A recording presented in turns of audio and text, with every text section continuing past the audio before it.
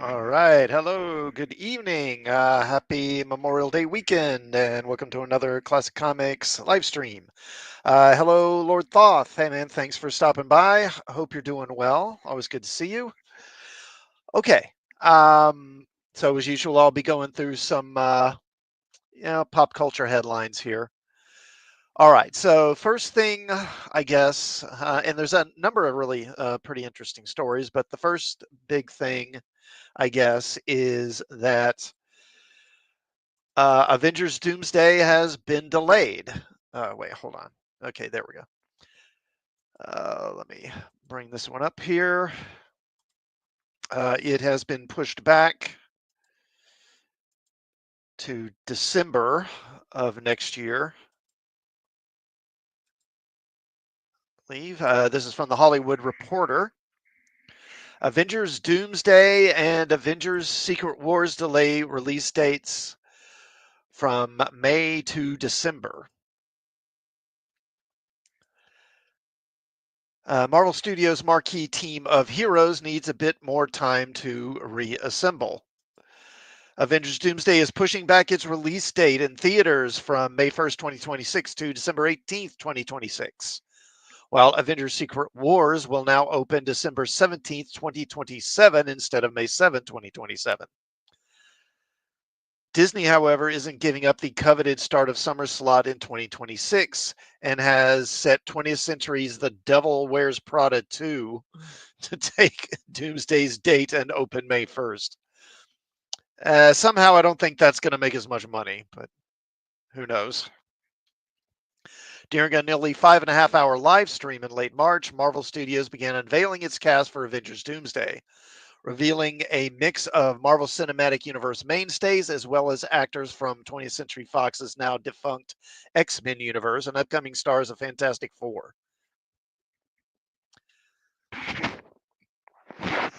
Notable names missing from the roll call included Tom Holland and Chris Evans, the latter of whom is expected to appear in at least one of the two-part movies.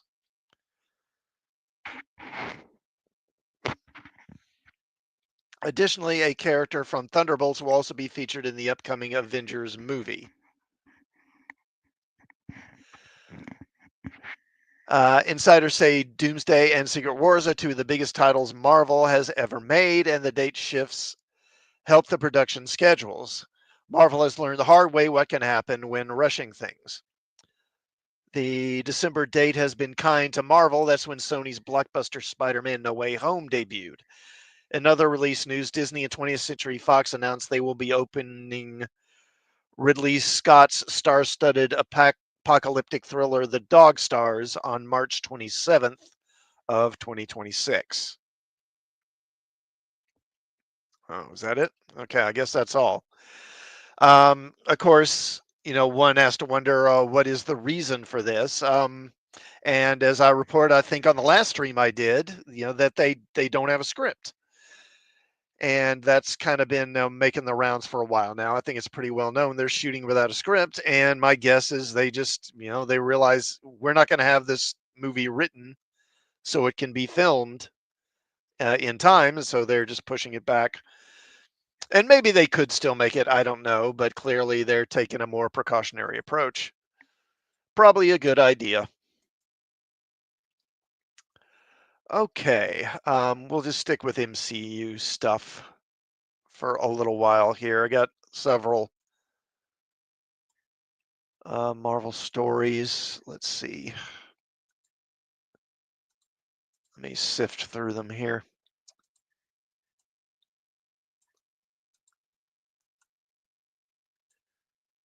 Okay. Yeah, all right. Let's just go ahead and keep with this. So let me bring the next one up here.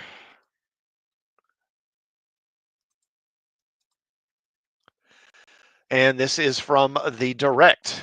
MCU, first look at Galactus's costume in detail. So, an image of Galactus from the upcoming Fantastic Four movie has now appeared publicly. New pieces of movie marketing gave fans their first in-depth look at Galactus's MCU costume. The iconic Devourer of Worlds is set to make his Marvel Studios debut later this summer in Fantastic Four First Steps, serving as the film's primary antagonist along with Julia Garner's Silver Surfer. The hulking cosmic entity, seemingly teased at the end of 2021's Eternals, has not been fully seen in the movie's marketing, with only scant glimpses shown to fans up to this point.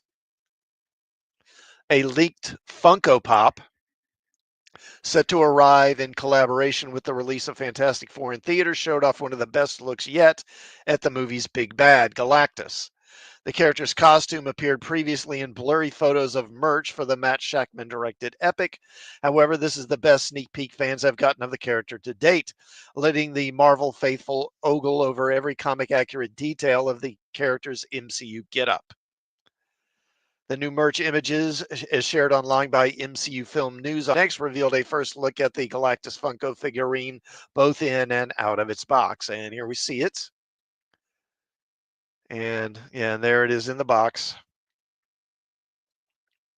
The character's pint-sized plastic figure will be an exciting addition for any Marvel Studios fans collection, showing off his MCU costume as well as it will seemingly appear in the film. And judging off of this is pretty accurate. This is pretty close. I would prefer that the colors be a little brighter. I mean, it's particularly that, I guess, the purple. I mean, it looks more like burgundy than purple, really. But overall, it's a pretty good version. Per these images, and here we see a better look in this image. It's just, what is this, some kind of Snapple ad? I'm not sure what this is. Per these images, Galactus' on-screen look will be fairly comic accurate. It sports a large burgundy helmet along its burgundy metallic base along its iconic horned helmet and almost robotic torso and legs. The costume is then highlighted by the character's signature purple accents around the body. And I mean, yeah, if this is what he's going to look like in the theater or in the movie, I mean, that's pretty good. Pretty good. These aren't the only glimpses of Galactus's final MCU design, though. A Snapple collaboration via Fox 4 Update on X showcases the Fantastic Four and Herbie as Galactus hovers forebodingly in the background. And there's another look at him. Yeah, I mean, they got I don't know what you'd call them, the tines on his helmet. Pretty accurate. The helmet itself looks pretty good. A closer look at the World Devourer was also shared by the account, not only showing off the insane amount of detail, but also seeming confirming that Ralph Ineson's likeness will be used for Galen's face model. Yeah, so that is, and I can tell, even with the helmet on, I can tell that's Ralph Ineson's face.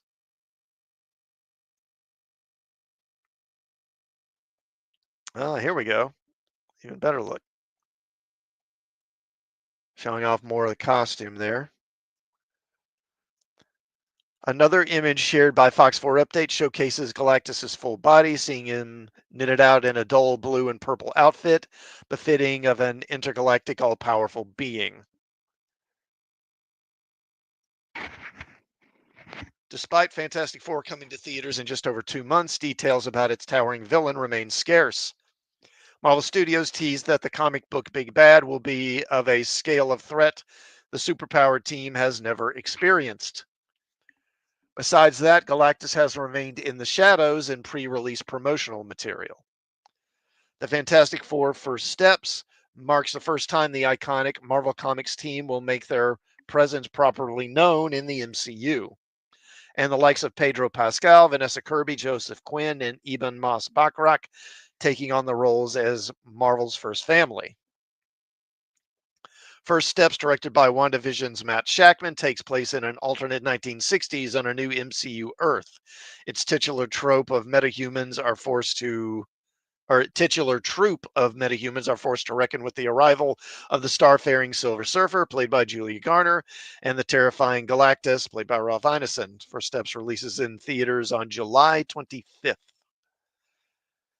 After months of waiting, fans finally have a proper full look at what Fantastic Four First Steps Galactus will look like in the upcoming blockbuster.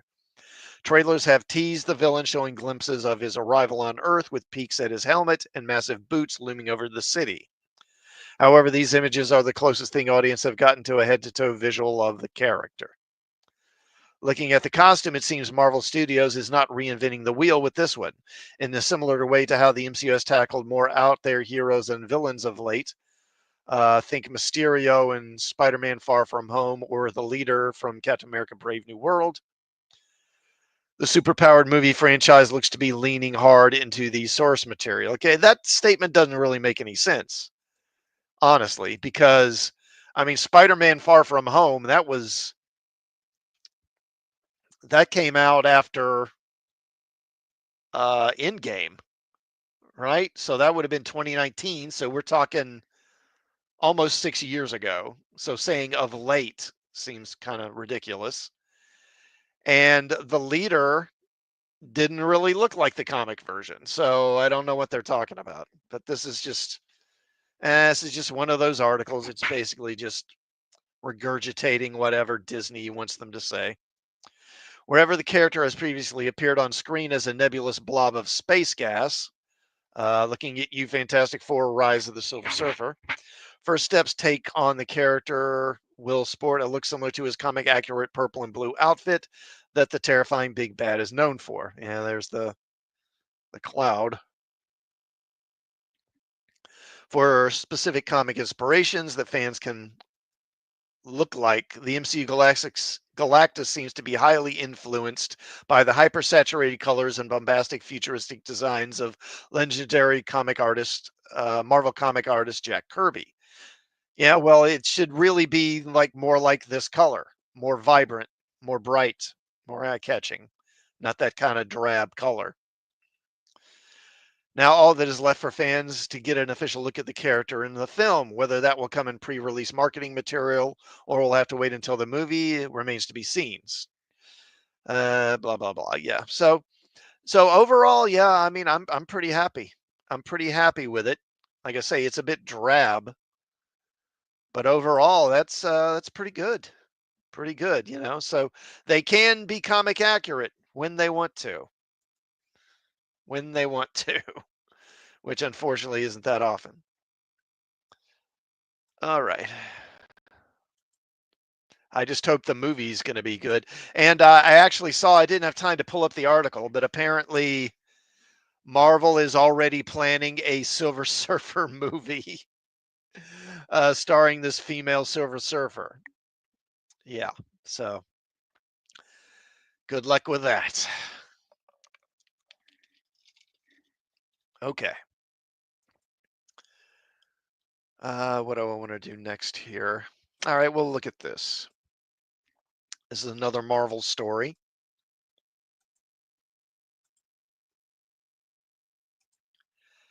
This is from MovieWeb. Marvel Studios reveals new release plan for movies, shows, and animation. So Marvel's making some changes in how they put content out. Marvel Studios recently unveiled its release strategy for upcoming movies, Disney Plus shows, and animated series in Phase 6 and beyond. And it's concerning.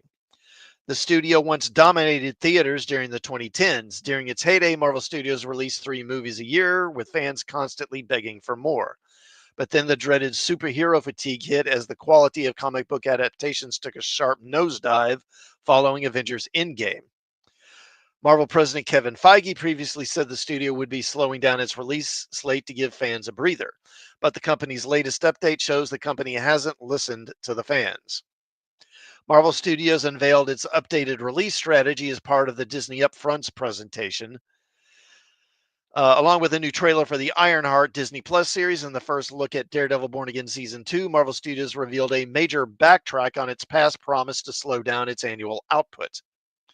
Moving forward, Marvel will produce a maximum of 3 movies, 2 live-action shows, and 2 animated shows every year.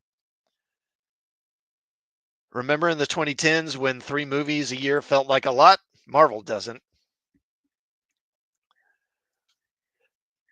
The full reason for the strategy change hasn't been revealed, but Marvel Studios is known for jumping the gun. The new strategy could be a result of the success of Thunderbolts, or lack thereof, I would think, and Daredevil Born Again, which may have prompted the studio to overcommit to more projects moving forward. Fantastic Four First Steps, Ironheart, Eyes of Wakanda, Marvel Zombies, and Wonder Man are all releasing this year.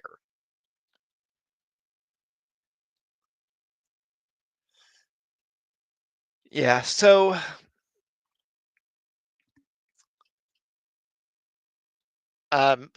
this is really, I think, more than they need to be doing. I mean, so much for quality over quantity, right? I mean, we kept hearing that for a long time, that they were going to cut back on content in order to do better quality shows and that sort of thing. And yeah, I guess they forgot that, but it may be just a case where they financially they kind of have to, they have to keep that stock price up. And in order to do that, they got to have meet certain expectations for revenue, I would think. And therefore, they probably look and say, well, we got to put this much stuff out in order to meet these expectations for revenue, or the stock's going to drop, is what I would imagine is the reasoning here. And I don't know, man. That statement was at Iger. Someone, I think it was Iger, said that Thunderbolts was representative of the quantity we want to produce going forward. Okay. And look, I will admit that Thunderbolts is better than some of the other stuff they've done, particularly the streaming shows. But that doesn't mean it's particularly good. It's just kind of okay.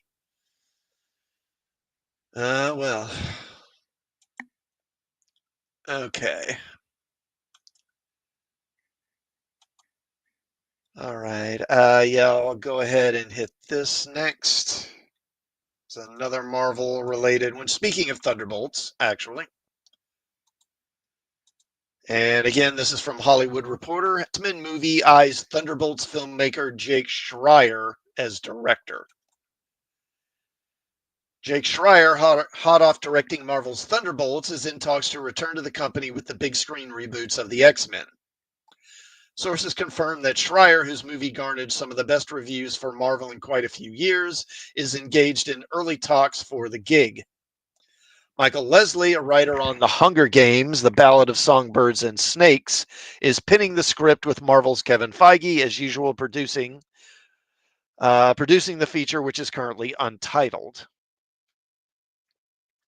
Marvel has been quietly moving ahead on finding the X-Men director on the X-Men director front for a few weeks now. Talk of a director heated up this week. The development finally puts an X-Men movie from Marvel on a track to viability. The title, first created by Stan Lee and Jack Kirby in the early 60s, has been the most popular Marvel comic book title since the 1980s, and then a popular cartoon in the 1990s. And the Bryan Singer directed movie released in 2000. Was it 2000? I thought it was 1999. I thought it was 99, was one of the films that ushered in the modern comic book movie era, with its cast becoming enmeshed in popular culture. Even now, 25 years later, actors such as Hugh Jackman are still playing their roles to the delight of audiences. For 20th Century Fox, the studio behind the movies, the franchise proved to be a long-lasting moneymaker until it ran out of steam with 2019's Dark Phoenix, followed by the sad pandemic release of spin-off The New Mutants. By then, Disney had grandly purchased Fox, and legions of fans have been waiting patiently for their big screen return ever since. Marvel has been careful in its development and has teased the original cast in some of its movies, such as Doctor Strange in the Multiverse of Madness, where Patrick Stewart played Professor X, and aforementioned Deadpool and Wolverine, and is bringing much of the original cast back for Avengers Doomsday, which is shooting this summer ahead of a release next year. The Schreier choice is a confirmation of a successful relationship, showing Marvel it is happy with his work on Thunderbolts. Yeah, I mean, I don't think he was bad. I don't think his direction was like what was wrong with the movie. The studio likes to work with filmmakers. Well, actually, I don't know. I mean, could he? I don't know, because like I said in my review, the first I don't know, man. Like the first 30 minutes, first third of that movie is pretty slow. It's pretty slow. And maybe he could have improved that. I'm not sure how. I'd have to go back and watch it again. So, well, let me say this. While I don't think he was really the issue with that movie, I don't think he elevated the material much in any particular way either, really. The studio likes to work with filmmakers with which it finds itself in simpatico, be it John Watts on the Spider Man movies, Daniel Destin Cretton, or Joe and Anthony Russo. Thunderbolts opened to a solid 74.3 million, but more importantly, scored strong audience exit scores and strong reviews, helping Marvel turn a downward slide in the opposite direction. Well, I think the issue is, is they have kind of an assembly line. They've got an assembly line that's churning this stuff out, and they like directors who are willing to come in and basically do what they're told and play the game, play Marvel's game, and not try and rock the boat or get too many ideas about having their own ideas about the material. People who will be compliant, basically. Okay.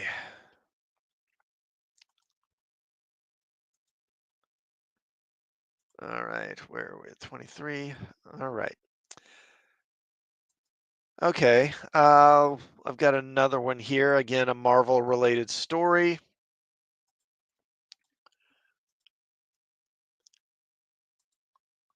Okay. And this is from maxblizz.com.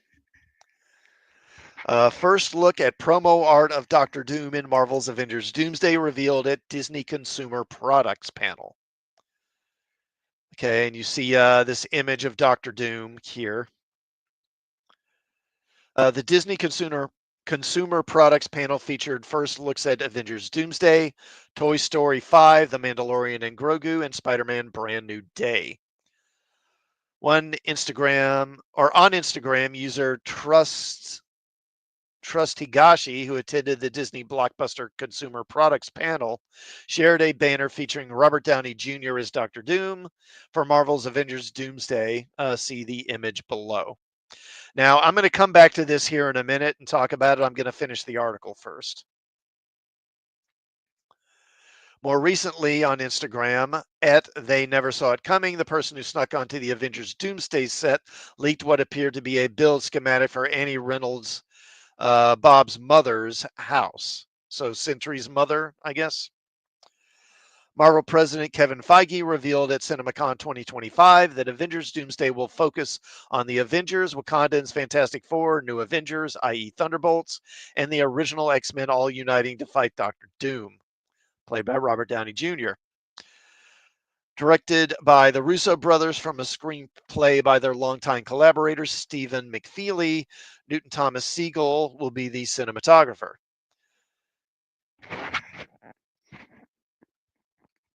In Avengers Doomsday, the MCU begins the beginning of the end. As the multiverse nears total collapse, the Avengers assemble to face their greatest challenge yet. Incursions, catastrophic collisions between realities that could destroy the entire multiverse. Earth's mightiest heroes must race against time to save their reality while confronting the powerful figure behind it all, Victor Von Doom. Marvel, is he really Victor Von Doom though? I mean, he looks an awful lot like Tony Stark to me. Marvel announced the official cast. Yeah, I'm not going to go through the whole cast again. I mean, we know who's going to be in it, right? Okay. So, I mean, not a whole lot of new information other than this image itself. But I wanted to come back to this because, they're promoting this and as if they're saying that this is, uh, an image, a promotional image for the movie. And it is, but this isn't an image that was made for the movie. This is actually an old illustration that was done by Alex Ross, comic book artist Alex Ross. And this was done years ago. And this was done maybe back in the 2000s, I think. Let me see if I can find it. Yeah, here we go.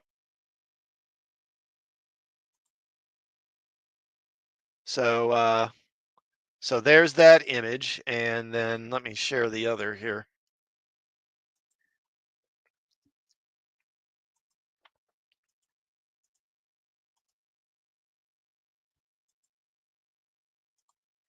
There. You see, it's the same image. It's the same thing. And this, like I say, this was done 15 years ago. So people saying, "Oh, this is Robert Downey Jr. as Doctor Doom," isn't really true. Now, it may be that this is kind of what they're basing the look in the movie off of, which if they are, great. That's excellent. That's what he should look like. The thing is, it's going to be Robert Downey Jr., right? And they're paying him, what is it, like 30 million or something to do this? I mean, they're paying him a crap ton of money. Or maybe it was 50 million. And we've all seen in these MCU movies, they never keep their freaking helmets on. Their helmets, their masks, they're all that nanotech crap. So their helmets are constantly just disappearing and showing their faces. And that's going to happen with Doctor Doom. It's going to be the same thing because they're going to want to show off Robert Downey Jr.'s face. The whole thing is that keeping his face hidden is one of the defining characteristics of Doctor Doom. His face is horribly scarred, horribly burned, and he doesn't want anyone to see his, how hideous he is. And so he keeps his face hidden. So right there, it's basically, the thing is, this is not going to be the comic book Doctor Doom at all. This is going to be another character. Now, hopefully they'll do well with it. I mean, Robert Downey Jr., he's usually always entertaining. But it's just so frustrating because this is not going to be the comic book Doctor Doom. And watching Robert Downey Jr. playing Doctor Doom, and he's going to be walking around with his face showing, and he's going to be cracking jokes and giving everybody nicknames like Tony Stark. It's just going to drive me up the wall. But yeah, my whole point here was that this is not an illustration made for this movie. Like here's another one. Can I bring that up? Does that show? Yeah, there you go. So you can see it. And I think this is the original thing. There was a book that came out again. I think this was in the mid 2000s called, what was it called? Marvelocity, I think it was, with a bunch of illustrations by Alex Ross of Marvel characters. And I believe that's what this is from. And again, I mean, if this is what they're working off of to create his look, that's good. But it's just he's gonna have his mask off most of the friggin' time, and it's gonna bug the crap out of me. It's gonna drive me nuts. Okay. So wait a minute. So we're at 30 minutes. All right. Okay. And speaking of first looks at characters, I got another sort of first look here at a character. Bring this up. And this is from comicbookmovie.com. Spider-Man Brand New Day has Peter Parker's amazing new MCU costume been revealed in promo art. Earlier today, news from a Disney blockbuster consumer products presentation in Las Vegas seemingly revealed Spider-Man Brand New Day's three main villains. You can learn more about that here, and I'll take a look at that in a second. But as Chris Higashi also revealed our first look at the costume Tom Holland's Peter Parker will wear when he returns next year. Many believe that's the case, and if so, it's nothing short of spectacular. Yeah, I see what you did there. Spider-Man No Way Home ended with the hero donning a comic-accurate suit, which borrowed some elements from the costumes worn by Tobey Maguire and Andrew Garfield's Spider-Man. Well, I mean, yeah, but again, because they were both going off of the original, whatever. But it would be surprising if it doesn't evolve by the time Spidey makes his long-awaited MCU return. Disney may not own the film rights to Spider-Man, but the studio does own the merchandise rights. That's likely why Holland's version of this character has rocked multiple styles in each movie he's appeared in.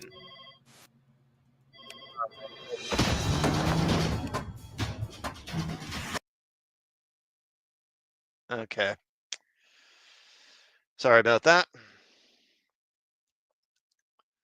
However, we should also point out the undeniable similarity to previously released Marvel promotional artwork featuring Spider-Man. We reached out to, or I'm sorry, if that's what is being used here, then chances are this isn't the wall crawler's next live action look. We reached out to Chris and he told us that sizzle reels were shown for Avengers Doomsday and Spider Man Brand New Day.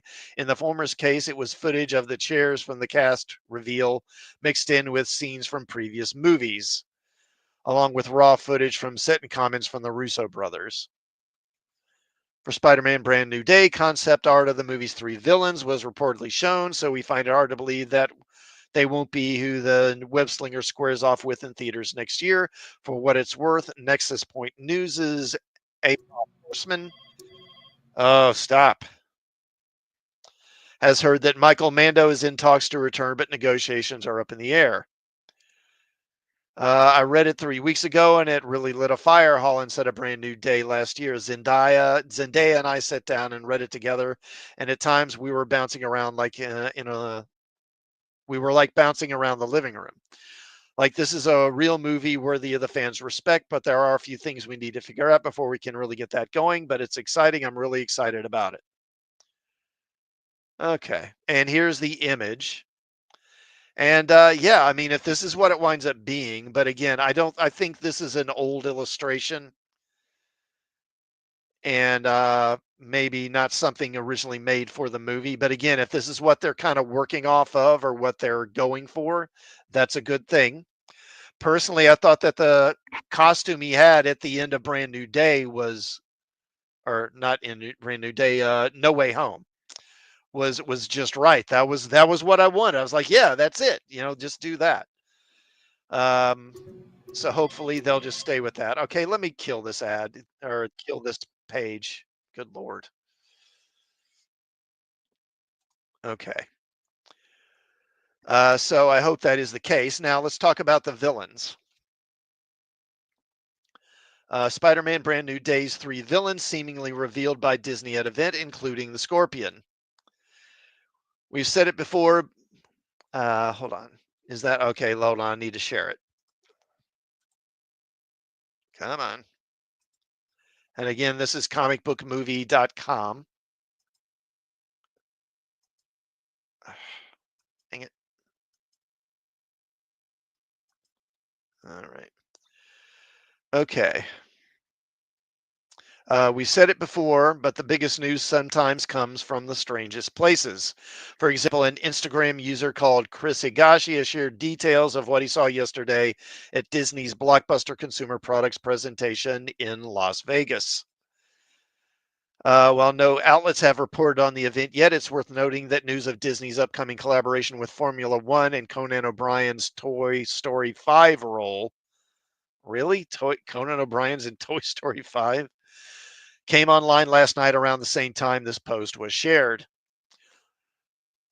Looking through Higashi's account, he's not a fanboy or wannabe scooper, so he has no reason to make any of this up. In fact, it took the better part of 12 hours for his post to even be discovered. As you can see below, it seems a sizzle reel or early artwork was shown confirming that Spider-Man Brand New Day will feature the Scorpion, Boomerang, and Tombstone, with a very long list of rumors now well and truly debunked. A brief sizzle reel for Avengers Doomsday also debuted, though a piece of Alex Ross comic book art of Doctor Doom. Yeah, okay, well, here they say it. A piece of Alex Ross comic book art of Doctor Doom is currently being used to promote the movie. Back to Spider-Man Brand New Day, and that's an astonishing lineup of potential villains. The Scorpion is someone fans have waited a long time to see on screen. Yeah, I definitely have. I've been wanting him ever since the first movie. While Boomerang and Tombstone are both fun choices for potential secondary foes, particularly as neither has appeared in live action before. Nothing is confirmed until we get word from Sony Pictures or Marvel Studios or the trades, but it's looking likely that Spider-Man Brand New Day's villains have indeed been revealed. We've reached out to Higashi and hope to have more detail to share with you in due course. This hopefully means we're getting a street level story free of any multiverse madness. Unfortunately, there's nothing to suggest Peter Parker will get a helping hand from Daredevil, though we're certainly not going to discount a potential cameo. Shang-Chi and the Legend of the Ten Rings director Destin Daniel Cretton will direct Spider-Man Brand New Day from a script by Chris McKenna and Eric Summers. Tom Holland leads a cast that also includes Zendaya, Sadie Sink, and Lisa Colon Zayas. I had kind of thought, or at least hoped, they would kind of move past Zendaya and just kind of leave her behind since, the whole mind wipe thing. But apparently not. Um, okay, I guess they had an image here, but I don't have Instagram, so I guess I can't show it. But yeah, so I'm totally excited if the Scorpion is indeed going to be the villain. Although I have heard, seen some rumors that it will be a female. There is a female version of the Scorpion. Back in the 2000s and the 20 teens, like early 20 teens, Marvel had this trend where they were turning a lot of female villains into females, doing female versions for whatever reason. And there was a female Scorpion, and I suspect that's the Scorpion we're going to get. Will be the female version, not Mac Gargan, who is the original male version. But oh well. Boomerang, sure, fine, okay. I mean, he's kind of comic booky, but sure, okay. And Tombstone's an interesting one. It'll be interesting to see how he figures into the story along with the others, because he's more of a kind of grounded character. I mean, grounded for a comic book character. Okay, where am I at? Okay, 39 minutes basically. All right, let me go ahead and move along here. I got one more Marvel story. Actually, okay, let me bring that up. Okay, and again, this is bookmovie.com. Rumor, X-Men reboots leads revealed. Coleman Domingo eyed for Professor X. Daisy Edgar Jones for Jean Grey. The trades recently revealed that Thunderbolts / New Avengers director Jake Schreier is set to direct Marvel Studios' X-Men reboot. Casting rumors have been swirling for several months, though, suggesting he'll have a limited role in deciding who plays the MCU's mutants. And again, that's kind of what I was talking about earlier. They're very much kind of an assembly line, and they don't bring directors in to put a distinctive stamp on their movies or bring a distinctive style. They're brought in to basically do what they're told. That's why I think Doctor Strange Multiverse of Madness was not a better movie than it was. I mean, I didn't hate it, but it could have been better. That's par for the course for any filmmaker who works on these movies, and two more big names have been added to the mix. Talking on the Hot Mic podcast, Jeff Snyder said he's heard that, similar to Vanessa Kirby and Fantastic Four First Steps, Marvel Studios is building the X-Men cast around Charles Xavier Professor X, Scott Summers Cyclops, and Jean Grey Marvel Girl. Snyder, not around Wolverine? Interesting.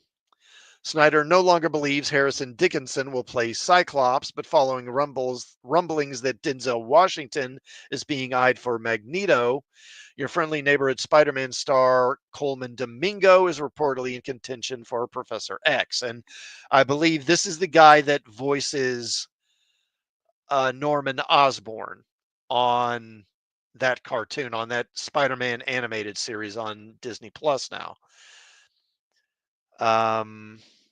Snyder no longer believes got that. He's also learned that Twisters and Fresh star Daisy Edgar Jones is the latest candidate to play Jean. She's a fantastic actress, and it's hard to imagine anyone finding fault with her casting if she were to be cast as the future Phoenix. As for Domingo, that's a fascinating possibility for Professor X and a huge get for Marvel Studios. If he ultimately decides to play the X-Men founder, he's eager to join the MCU and has spoken highly of his experience with Marvel animation. It was recently reported that Kevin Feige has told colleagues he has a 10-year plan for the X-Men. The team's future being mapped out like that is extremely exciting and potentially even confirms reports about us seeing mutants in team up projects, solo outings, and small screen spin-offs. Addressing the X-Men's future in the MCU, Marvel Studios president Kevin Feige said last year, quote, "I think you will see that continues in our next few movies with some X-Men players that you might recognize. Right after that, the whole story of Secret Wars really leads us into a new age of mutants and of the X-Men. Again, it's one of those dreams come true. We finally have the X-Men back. Reading between the lines, it appears the mutant saga is very nearly upon us as we rocket to the end of the ongoing multiverse saga. Marvel Studios has been sitting on the rights to the X-Men for the better part of 6 years, but after critical and commercial flops like Dark Phoenix and the New Mutants, the characters being put on ice for a while was a must. Access to Earth 10005 has also proved an easy way to add mutants to the multiverse saga, and I guess that's the Fox X-Men.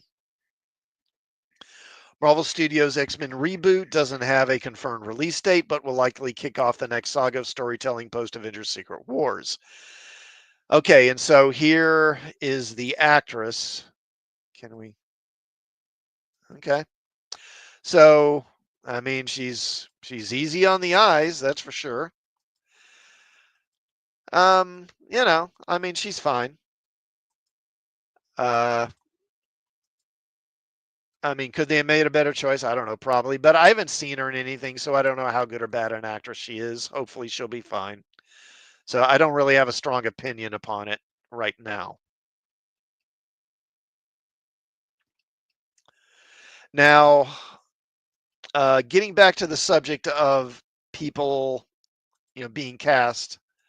Now it mentions Denzel Washington being selected or at least in the running to play Magneto. Now, let me bring this up because there's another notable actor supposedly maybe in consideration or being pursued for the role of Magneto. And where can I find it here? Here it is. Okay, so apparently there have been rumors floating around that Daniel Day-Lewis, of all people, is actually maybe in the running, or at least is being pursued by Marvel to play Magneto. Now, this is from fandomwire.com. Daniel Day-Lewis is not coming out of retirement to play Magneto in the MCU unless Kevin Feige pulls off a miracle. The Marvel Cinematic Universe is known for its surprising casting choices. Throughout its existence, the superhero franchise has shocked fans with its ambitious and bold casting, underscoring the MCU's reputation for making bold and executive casting choices. However, there has been a recent rumor going around claiming the legend Daniel Day-Lewis is being eyed to play Magneto. While he is back from retirement after a short while, it seems a little far-fetched, even for Kevin Feige's MCU, that they will be eyeing an actor like Daniel Day-Lewis. Daniel Day-Lewis is one of the greatest actors of all time, the ultimate GOAT and an actor of actors. There is no comparison to his talent, craft, diligence, and virtuosity. Thus, it came as joyful news when rumors of the actor being eyed by the MCU to play Magneto started swirling. Reportedly, the popular scooper and ex-user My Time to Shine Hello announced to fans that he's being eyed for the role, whatever that means, fueling excitement and speculation, which I take to mean basically that Marvel would like to have him play this role, which, hey, yeah, I'm sure they would. Day-Lewis has long been a favorite of Marvel fans when it comes to fan casting, and Magneto is one such character that he has been fan cast as multiple times over the years. However, Daniel Day-Lewis appears firmly committed to his retirement, only returning for the film Anemone, a film he co-wrote with his son, Ronan Day-Lewis, who is making his directing debut with the film. So while it would be a dream come true for fans to see the legend take on the role of Eric Lensher, it is rather preposterous to think that the actor would come back out of retirement to portray a comic book role.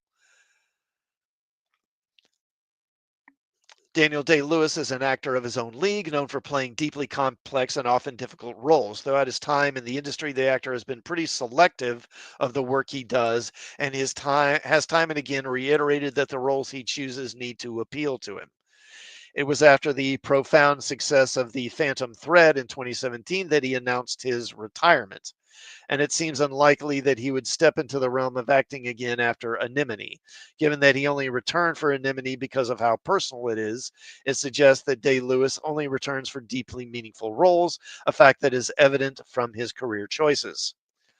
Even though the MCU under Kevin Feige is known for its ambitious casting, it seems too tall to claim that the franchise is eyeing an actor like him. Day-Lewis has historically avoided blockbuster franchises like the Marvel Cinematic Universe, and his private nature and rare public appearances prove that he wouldn't choose a high-profile commercial role like Magneto. Yeah, probably not.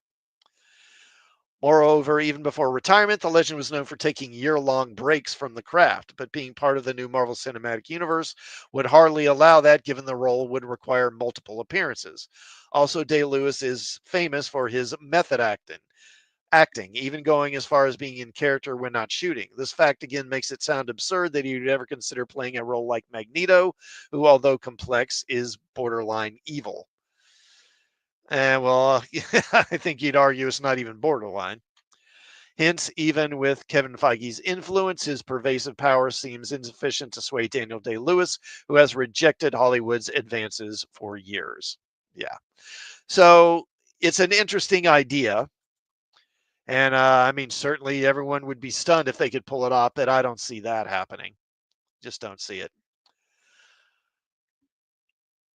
Okay. That's enough MCU stuff. So I got a little handful of other things here to kind of go through. What do we got? It's about 10 minutes. So I don't know. I may not get through every one of them, but I should get through most of them. Okay. This comes from themirror.co.uk. So actually, you know what? Let me take a drink of water right quick here. Hold on.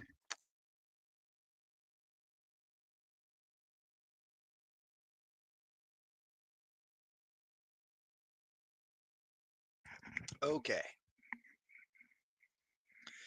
Now, I'm sure that you've heard about the reporting that Ncuti Gatwa has been fired by the BBC, or at least reporting of rumors that he has been fired. Maybe I should say that. And that was originally what I was going to report, but then I saw this article, which kind of follows up on that. So let's take a look at this.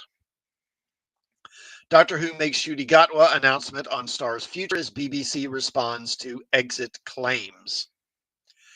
The BBC has addressed rumors that Ncuti Gatwa has been axed from Doctor Who, with the broadcaster sharing a statement regarding the star's future on the show.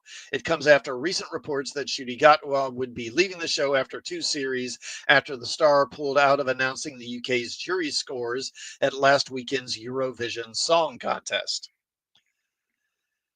A BBC spokesperson told the Mirror that Ncuti had not been axed from the show. They said, quote, whilst we never comment on the future of the Doctor, any suggestion that Ncuti Gatwa has been axed is pure fiction, unquote. As for whether the series will continue, the BBC explained, quote, as we previously stated, the decision on season 3 will be made after season 2 airs, and any other claims are just pure speculation.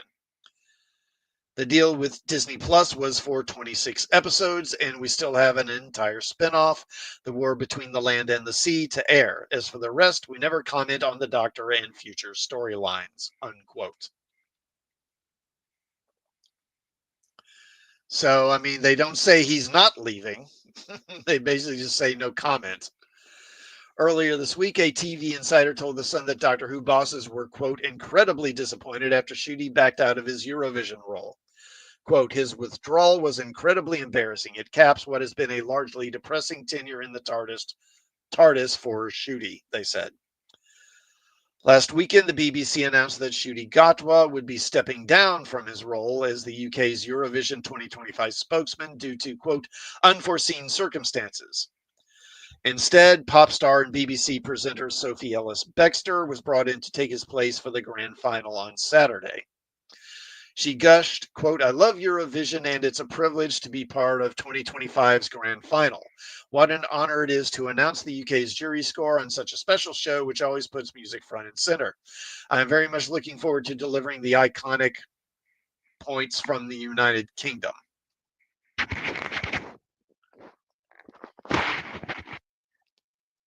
Fans quickly took to social media to speculate over what Schutte or why Schutte stepped down from the gig, with some suggesting that it could be over Israel's participation in the final.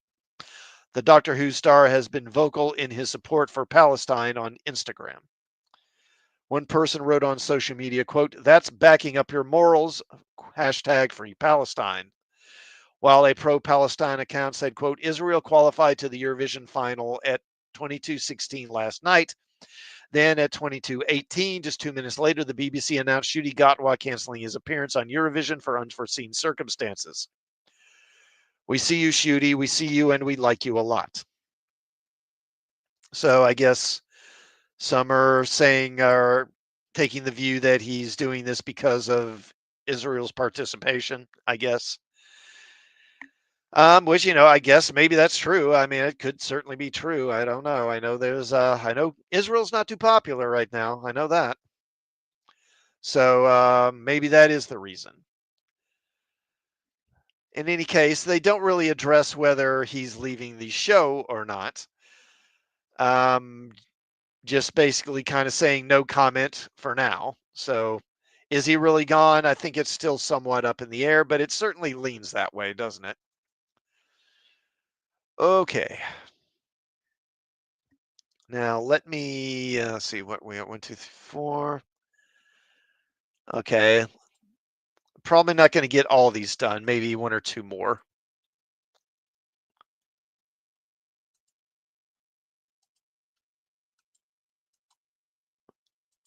Okay. Now again, this is the Hollywood Reporter.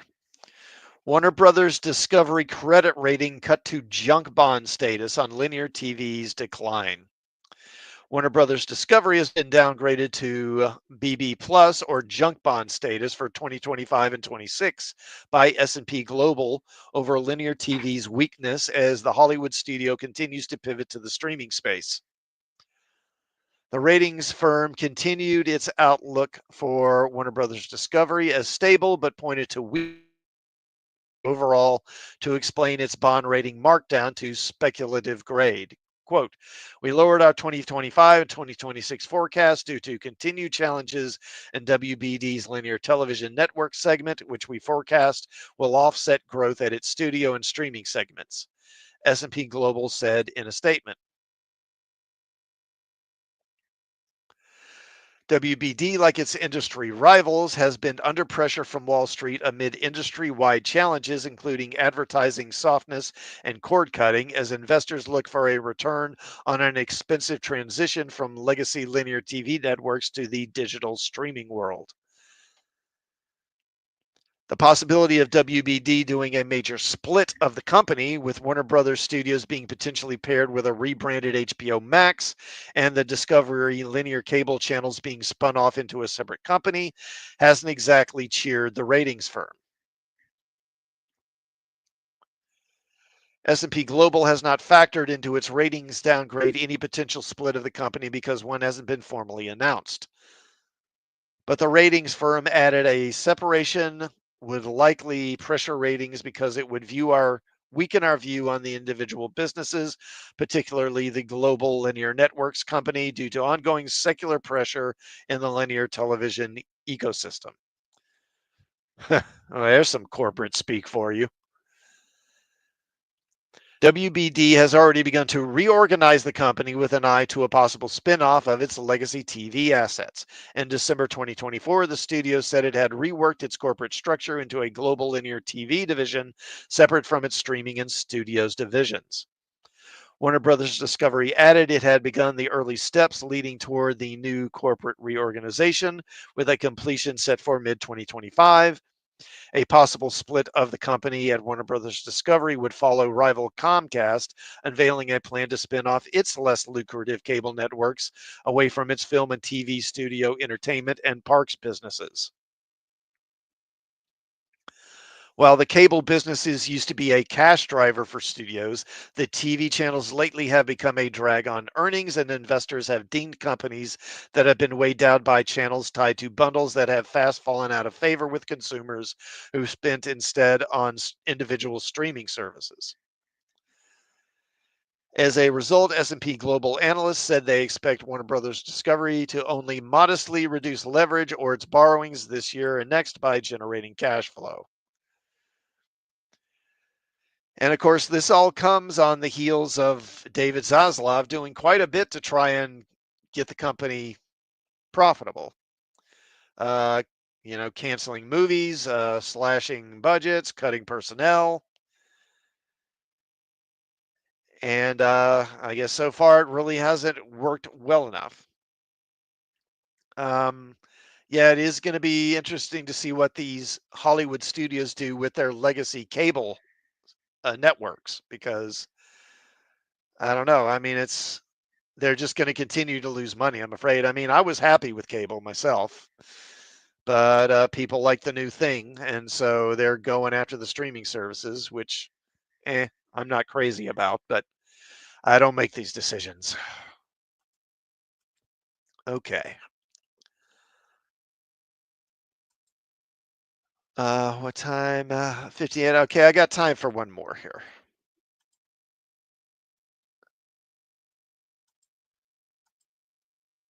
Okay.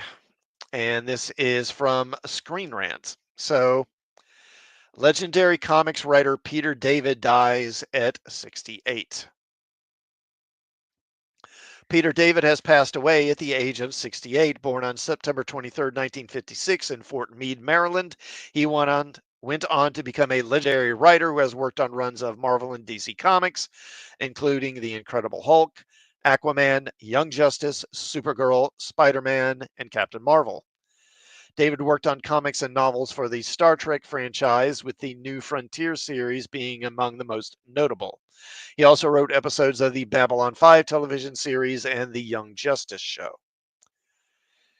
In a Facebook post, David's wife, Kathleen O'Shea David, shared that, quote, "Since it is out there, David passed away last night. We are devastated, more when I can write about it." Hmm. In a different Facebook post, writer R.A. DeCandido, who is a longtime friend of David, shared the following message.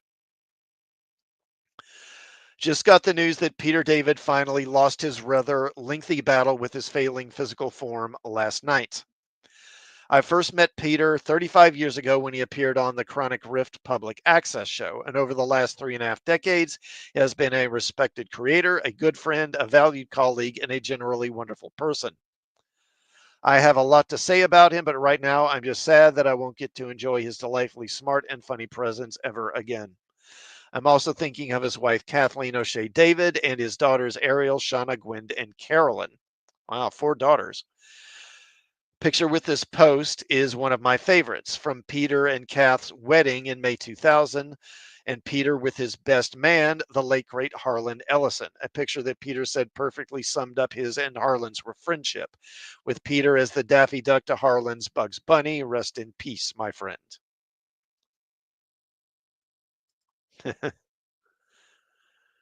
And I don't know, I would guess maybe they met while working on Babylon 5 because they were both involved with that show. I'm not sure. David's first published writing came in 1980, a 1980 issue of Asimov's Science Fiction magazine. He later moved to the publishing side of the business, which led him to work at Marvel Comics. After several years at Marvel, he moved from sales into a more editorial role where he began writing his own comics for them.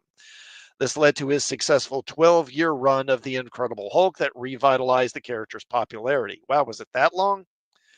I didn't realize it was that long. And offered a deeper look into Bruce Banner. Issue 449 of The Incredible Hulk, written by David, featured the first appearances of the Thunderbolts team in the comics. For DC, David wrote Aquaman: The Atlantis Chronicles, which delved deeply into the setting of Atlantis. Young Justice was another notable DC property that David worked on between his comics and later wrote numerous episodes of the animated series. While he is best known for his Marvel, DC, and Star Trek work, David worked on many stories outside of these major franchises, which include pinning the script for Stephen King's The Dark Tower, the Gunslinger Born comic book.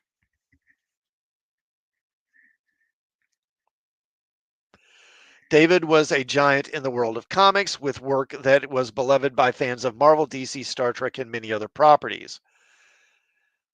His 12-year run on the Hulk not only revitalized the character, but is largely responsible for the character's enduring popularity, which remains strong decades later. In the Marvel Cinematic Universe movies, the successful use of Banner, Hulk, in stories ranging from the Avengers to Thor Ragnarok would not have happened without everything David did for the character in the comics. David's contributions continue to be felt in the most recent MCU movie as well. Reviews for Thunderbolts have been stellar, and it is important to recognize that David wrote the comic when they first appeared. As the MCU and James Gunn's DC universe expand, there will inevitably continue to be many characters and storylines that can be traced back to the vital stories that Peter David told throughout his career. His work will continue to inspire fans of superheroes and science fiction, and he will be sorely missed.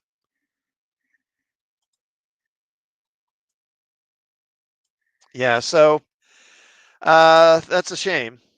I knew that he was having health problems for quite some time. I don't know exactly what the issues were, if it was, I don't know, cancer or something else. I don't know specifically.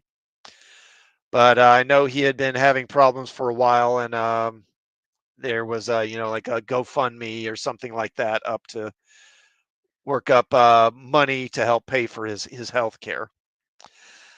He definitely brought an interesting voice to comics. His characters often had a kind of acerbic sense of humor to them. I would not say his writing was necessarily dark as such, but it was, for comics at least, it was pretty serious. And he did like to delve into the sort of inner worlds and the inner workings of the minds of the characters he wrote, which often made for a very interesting reading. They didn't mention X Factor. He was one of the reasons X Factor is popular is because of him. Aside from the original writers on X Factor, which I believe was Louise Simonson was the original writer. Aside from her, he's probably the most important writer that has worked on X Factor. If you saw,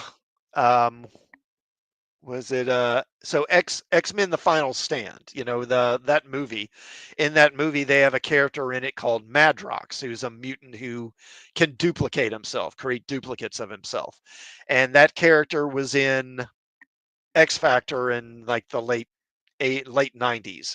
And it was probably because of David's work with that character that it appeared in that character appeared in the movie, I would say. Although, admittedly, they didn't do a whole lot with him. So that is unfortunate. The last few years, 5-6 years, have been really rough for great comic book creators. Man, we've lost a lot of them. It's unfortunate. Okay, so I am at an hour, so I am going to go ahead and wrap up here. I want to thank those who tuned in during the stream and those who will catch it on a rewatch. Please do like the stream if you would, and sub to the channel, and check out some of my other videos while you're here. I will be doing my Trek Talk live stream this coming Tuesday evening. I will be covering the original series episode, The Apple. And after that, I will try to have another video out later in the week. We'll see, but if I don't, I will be streaming next Sunday as well, I believe. So everyone have a happy Memorial Day, and I will see you all Tuesday. Good night.